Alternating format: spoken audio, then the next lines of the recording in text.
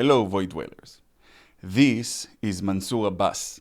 He is an Arab Muslim Israeli politician, a member of the Knesset, and the head of the largest current Arab Muslim party in the Israeli parliament. And he just today gave an interview in Israeli media, and he said this. אני קורא להקים ממשלת שחרור החטופים. שמה זה אומר? זה אומר שהרכב הממשלה הזאת לא יחזיר את החטופים, צריכים להקים ממשלה אחרת בהרכב אחר.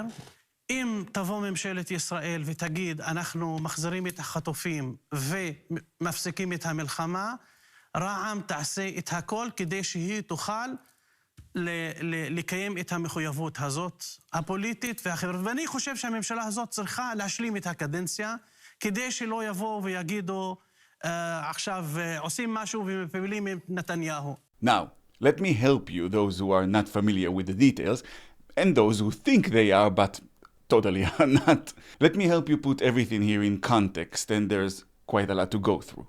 First of all, if you are one of those who believe the apartheid blood libel, this might be very confusing to you, especially if you actually know what the word means. And I did meet a lot of idiots who bawed at me that Israel is an apartheid, but couldn't even define the term. But if you do know what it means, you might be surprised to discover that Israel's parliament has Arab representatives. Then it would completely shock you to find that Israel also had Arab ministers, and that Abbas was part of the coalition government in 2020 with the centrist left Yesh Atid party and the right-wing party, the Jewish Home.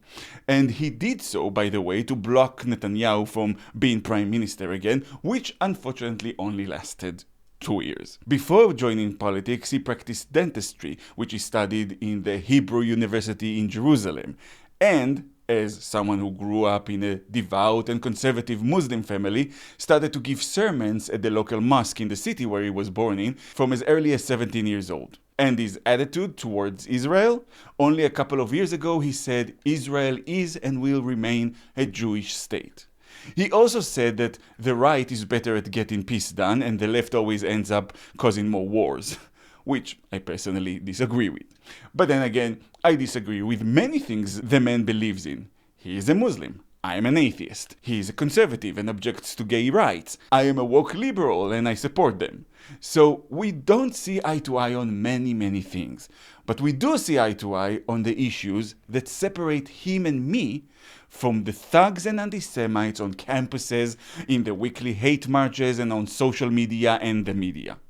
That's right, I consider myself part of his team, the Middle Eastern religious Muslim, and not part of all those twisted, dark-minded Westerners' team. Because we, me and him, we share a baseline of values. We both believe that humans are humans, whether they are Jewish or Arab, and their suffering matters. See, why does Abbas say that he would support a Zionist government dedicated to bringing back the hostages, even if it's Netanyahu's government?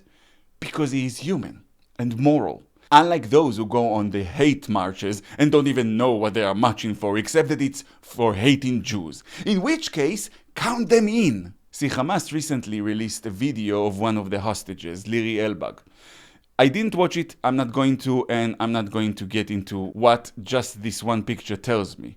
But she was 18 when she was taken, after witnessing all of her friends brutally murdered, by the way. And recently, Israel released a report about the horrors that those who were freed from Hamas had to endure, based on medical examinations and their own testimonies. And they were all raped and tortured and came back with life-changing injuries. And we're talking all of them. The men, the women, and the children. Teenage boys were forced to commit sexual acts on each other before the private parts were burnt with a hot iron. I will not go into the rest of the report because I do want to be able to get at least a couple of hours of sleep tonight. Suffice it to say that the fact that you've never heard about it and that the mainstream media does not report about it and about the voices in Israel, including from Arabs and Muslims, to get them home, shows you how inhumane the people who control the flow of information are. But Abbas, who is again a conservative Muslim and therefore very far in his views from my own, he is human. much more human than them. He saw the videos of the atrocities from the 7th of October, and like any person who is actually made up of human parts, he was absolutely disgusted and horrified. And he constantly called for Hamas to put down their weapons and let the hostages go. Something so simple and basic as a moral and empathetic human that the West simply doesn't have. And this is just one of many examples I can give for why I would not get on the Islamophobic bandwagon of the right, why I defend Islam, and why I'm actually working on a video that will be titled "A Zionist Jew Making the Case for Islam." Because people seem unable to differentiate between two things: Muslims and Islamists. Islamism is a political movement. Muslims are the followers of Islam. Most Islamists, in my opinion, are not even Muslim. I heard many anti-Islam YouTubers saying that ISIS and Hamas are closer to the real Islam than others, and that is just hate speech and ignorance and nothing more. They have nothing to do with Islam. For one thing, Islam has very strict rules of warfare. You're not supposed to kill children, you're not supposed to rape women, you can't attack defenseless civilians. And they do it all with a song in their hearts. These people are not Muslims, no matter how they present themselves. And to once again quote the great Tyler Durden, sticking feathers up your butt does not make you a chicken. Throughout my life, every true Muslim that I've ever met was nothing but kind and a delight to talk to, even when we disagreed. And aren't we supposed to be democratic? Shouldn't it be okay to not agree with people and still not view them as your mortal enemies? We don't have a problem with Islam. We have a problem with Islamists. I'm not saying there isn't a problem of anti-Semitism in Arab countries and Muslim communities. Of course there is. But it's a political problem, not a cultural or a religious one.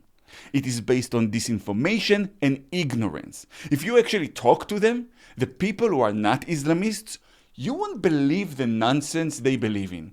They think there weren't any Jews in Israel until the 1940s, and always lose their shit when I tell them that the city I grew up in was founded in 1882. I talked to a teenager who told me the Al-Aqsa Mosque in Jerusalem, the one built on the Temple Mount on the ruins of the great Jewish temple, was built by Abraham. We know when it was built and by whom. It's not a mystery. It's astounding the nonsense that they are led to believe. But every time I manage to talk to someone and remove the veil of lies from their eyes, we ended up agreeing on many great things, including the existence of Israel. And that's with people who used to support Hamas. No, we don't have a religious or cultural problem of anti-Semitism within Muslim communities. We have a political problem. People with political interests who make sure to keep the population stupid so that they can control them better. With the West, on the other hand, we do have a religious and cultural problem with anti-Semitism. With the West, it is part of the culture. It's not part of the culture in Islam. It is part of the culture in the West. See this video of mine to understand exactly where I'm coming from, but the short of it, in Western culture, the Jew is always the villain. And it all started with Rome and Christianity. And now it's simply how they think. That's why those thugs and idiot children on campuses and on the streets are so happy and quick to fight against the Jew, to believe every blood libel and lie, to spread hate and still think that they are on the good guy's side. It's in the culture. It's remarkable how much of what people in the West think is reality is simply not reality.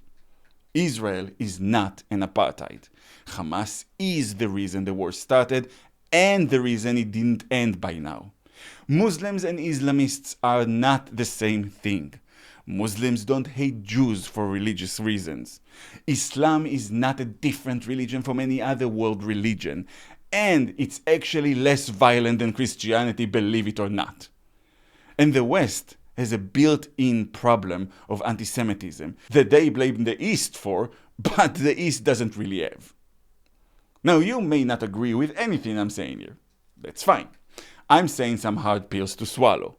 I don't expect people to just accept them. Also, as is always the case in situations like this, I am basing what I'm saying on much more than the little information that I can give you in a short YouTube video. So I urge you to watch some of my other videos and, construct the puzzles for yourselves. But even if you don't take anything else from this video, take this simple truth from it. An Israeli Arab Muslim, a conservative, religious Muslim, who is a member of Israel's parliament, said he wanted a Zionist government that would be dedicated to getting the hostages back, and he'll support that government even if Netanyahu leads it. If you would have thought that scenario could never happen before you saw this video, and I know many of you would have, then just take that knowledge with you. The knowledge that whatever you think reality is, at the very least you now know it's not completely true. Make of that what you will.